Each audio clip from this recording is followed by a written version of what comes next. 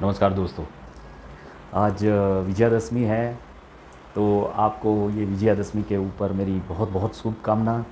बहुत लोग मुझे विश कर रहे हैं और बहुत लोग मुझे फ़ोन पे बात कर रहे हैं। मैं उन सब लोगों का आभारी है और मेरी भी आप सब लोगों से यही शुभकामना विजयादशमी के ऊपर।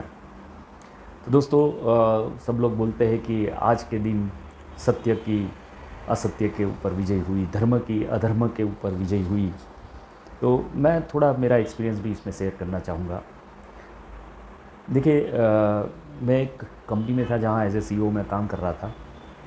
तो क्योंकि बार बार एक्सटर्नल ऑडिट होती रहती थी वो कंपनी में, और मैं एज ए सीईओ था, तो मेरी रिस्पॉन्सिबिलिटी ये रहती थी कि उसका मैं प्रॉपर ऑडिट कराऊँ और जितना भी अपनी एनसी है उसको मिनिमम कराऊँ। माइनर, मेजर या क्रिटिकल जो भी एनसी थी उसको, मेरा रोल ये था कि उसको जीरो पे लाऊँ।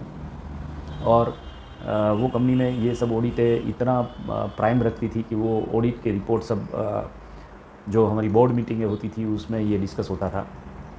अब हुआ यूँ कि एक स्टोर में गलती हो गई थी, एक जो परचेज़ हेड था उससे, जो मुझे पता नहीं था। और उसने कोई रिसिप्ट में 2 बार रिसिप्ट हो गई, बाय मिस्टेक हुई थी। और अनफॉर्चुनेट ये था कि उसको पता था कि अभी 10-15 दिन के बाद उसका ऑडिट है, तो उसको वो रिकवर भी नहीं कर सकता था। तो उसने उसको संभालने के लिए 2-3 और मिस्टेकें कर ली। और बाद में जब ऑडिट हुआ तो उसमें पकड़ में आ गया। अब ये मैटर तो थोड़ी एथिक के ऊपर भी थी कि ऐसे कैसे हुआ, ऐसे फैब्रिकेटेड कुछ बना लिया। उसमें इंजीनियर भी जो था वो भी साथ में आ गया प्रॉब्लम में। बट कहीं ना कहीं मुझे ऐसा था कि ये कोई गलत नहीं हो रहा था, यहाँ पे सत्य हमेशा था। इतना ट्रांजैक्शन कर रहे थे, इतना करोड़ों के जो हो रहे थे उसको एक एक रिफ़ाइन करते थे, एक एक हम लोग उसको प्रॉपर तरीके से सिस्टम से जाते थे। एक एक मतलब कोई भी परचेज़ है तो उसमें प्रॉपर निगोशिएट होता था, 3-3 कोटेशन लेते थे, कंपैरिजन बनती थी। जो रिक्वायरमेंट थी उसको भी हम लोग रिफ़ाइन करते थे कि भाई ये इतना बजट है तो इससे ऊपर हमको नहीं जाना। बट ये कैसे हुआ? तो बाद में ये ऑडिटर ने जब पॉइंट निकाला तो वो बहुत ऊपर लेवल तक गया। और इसका मतलब इम्पैक्ट थोड़ा सब लोगों को डर लगने लगा कि क्या होगा। मेरे पास परचेज़ हेड भी आ गया, मेरे पास इंजीनियर हेड भी आ गया कि सर अभी कैसे करें। तो मैंने एक ही चीज़ बोला कि क्या हमने कोई गलत किया है, क्या हमारी टीम इसमें कोई शामिल है। बट इन लोगों ने मुझे एक ही चीज़ बताई कि सर आज तक हमने ऐसा कुछ किया नहीं है और ऐसा आगे भी हम नहीं करेंगे। तो मैंने उनको यही बोला कि जब हम सत्य के साथ हैं तो उसको क्यों हम डर रहे। Let management take further actions whatever they want. And अगर हमको एक्सप्लेनेशन का टाइम देंगे तो हम उसको एक्सप्लेन करेंगे। बट फॉर्चुनेटली ये था कि मैनेजमेंट भी समझता था ये सब कुछ, कि भाई कभी गलती हो सकती है। तो उनने एक और टीम बनाई इंटरनल, जिसमें सीएफओ खुद हेड कर रहे थे, और वो खुद हमारे प्लांट में आ गए, एकदम सरप्राइजिंगली आ गए। और उसने ये जो पर्टिकुलर केस था उसको पूरा स्टार्टिंग, जब रिक्वायरमेंट का कैसे आई, क्यों आई, किसको ऑर्डर दिया, कैसे उसको हमने ये मिस्टेक हुई, उसका पूरा रिफ़ाइन किया। प्लस इसमें जितना भी रिलेटेड डॉक्यूमेंट थे उसको चेक किया। उसको उसके अलावा भी कुछ डॉक्यूमेंट्स थे, उसको लगा कि नहीं मुझे आसपास के ये सब डॉक्यूमेंट चेक करने हैं, जहाँ जहाँ उसको डाउट था वो पूरा चेक किया। 5 दिन तक ऐसी स्ट्रॉन्ग ऑडिट चली, जिसमें मतलब लोग 18-18 घंटा तक स्टोर परचेज़ में बैठे और पूरा इसका एनालिसिस किया। मुझे बोला गया था कि आपको तो मतलब ये ऑडिट में आना नहीं है, you be in your office and do your work. तो मैं उस ऑडिट में नहीं था। बट जब कंक्लूज़न की बारी आई और मुझे एचआर हेड एंड मैं हम लोग एक साथ कॉन्फ्रेंस रूम में बैठे थे, और सीएफओ जो इनफैक्ट वो बहुत स्ट्रॉन्ग सीएफओ थे, उसके साथ हमारी मीटिंग हुई। तो सीएफओ का बहुत क्लियर पिक्चर आया कि इसमें किसी की भी इंटेंस ख़राब नहीं थी, it is a mistake.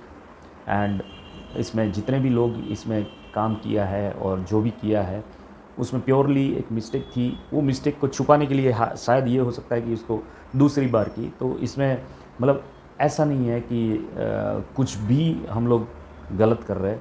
In fact उसने जब ये पूरी प्रोसेस देखी तो वो बहुत अप्रिशिएट किया उसने।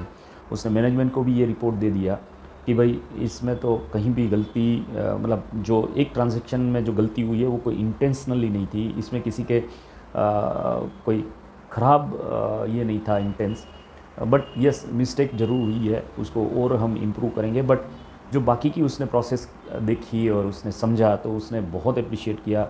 इनफैक्ट हमारी सब जो बाकी की कंपनियां था उसमें उसने बोला कि आप लोग एक बार ये कंपनी में जाके एक बार आप देखो कि वो लोग कैसे काम करते हैं, क्या सिस्टम है, कैसे इंडेंट जनरेट होता है, कैसे उसको फॉलोअप होता है, कैसे इसका पीओ बनता है, कैसे कंपेरेटिव होता है, कैसे अप्रूवल सिस्टम्स है।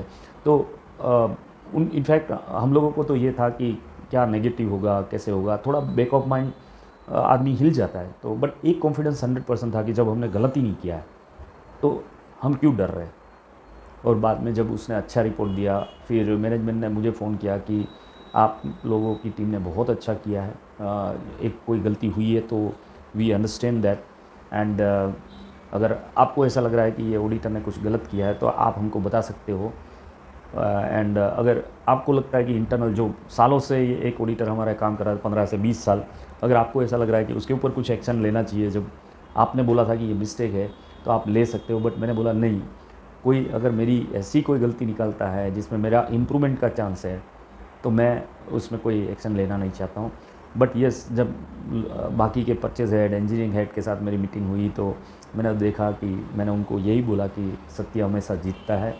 हम लोगों को ऐसी चीज़ों में डरना नहीं चाहिए जो हम लोग ये सोचते थे कि क्या होगा, कैसे होगा, मैनेजमेंट क्या सोचेगा, अपना नाम खराब होगा। तो ये सब सोच आती है जब भी ऐसा कुछ होता है अपनी लाइफ के अंदर।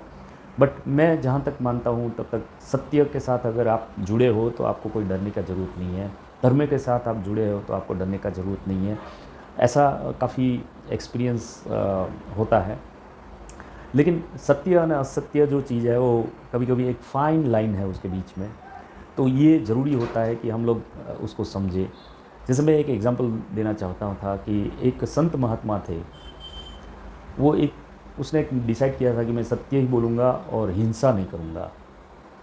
तो वो एक पेड़ के नीचे बैठे थे, तप कर रहे थे, और उसी टाइम एक हिरन वहाँ से भागता हुआ आया और एक साइड में से निकल गया। थोड़ी देर हुई तो उसके पीछे एक शिकारी पीछे पीछे आया। उसने संत महात्मा को पूछा कि आपने कोई हिरन को जाते देखा है, और अगर देखा है तो वो किस साइड गया है। अब आप मुझे बताइए कि इस चीज़ में संत को क्या करना चाहिए। क्या वो बता देना चाहिए कि ये डायरेक्शन में जाना, क्योंकि वो तो सत्य बोलता था? क्या उसको नहीं बताना चाहिए क्योंकि वो हिंसा भी नहीं करवाना चाहता था? तो ऐसी चीज़ अपनी लाइफ में भी काफ़ी आती है। इसका जवाब मैं चाहूँगा कि आप अपने कमेंट बॉक्स में दीजिए। आप क्या सोच रहे हो सत्य के बारे में, आप क्या सोच रहे हो असत्य के बारे में? क्योंकि हमारे माइंड में बहुत विडंबना है। हमारे माइंड में ये है कि जो जीतता है वो थोड़ी ये बताएगा कि मैं असत्य से जीता था। हमारे माइंड में ये है कि देखो बहुत लोग ऐसे हैं जो काफ़ी धन दौलत कमाते हैं, लेकिन हमको पता है वो कैसे असत्य से कमाते हैं, कैसे उसने अधर्म किया है और कमाया है। ऐसे बहुत से क्वेश्चन हैं। तो इसका आपका क्या व्यू है? आप मुझे शेयर कर सकते हैं, आप मुझे बता सकते हैं। ऐसी तो काफ़ी बातें हैं, मतलब हम अपने घर में भी अगर देखें तो हमको लगता है कि यहाँ पे गलत हो रहा है।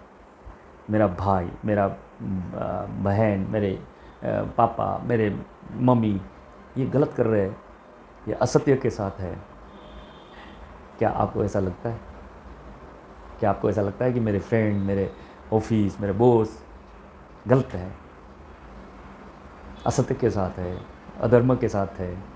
क्या आपको ऐसा लगता है? क्या आप उसको शेयर करेंगे मेरे साथ? तो इसी के साथ मैं